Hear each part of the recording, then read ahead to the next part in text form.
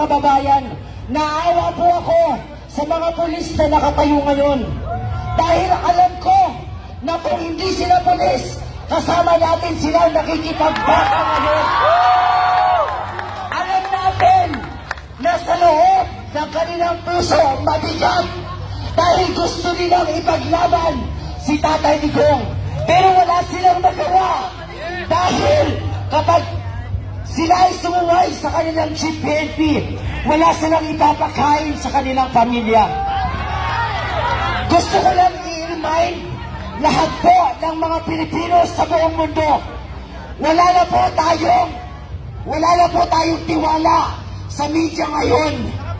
Ang ABS-CBN, ang GMA, wala na. Hindi na nila binabalita ang nangyayari ngayon. Kayong mga vlogger, kayong mga ordinaryong mamamayan, kayo na nagla-live ngayon, kayo na nakikita sa buong mundo, iparating natin sa buong mundo na kaya natin pabagsakin ang another Marcos.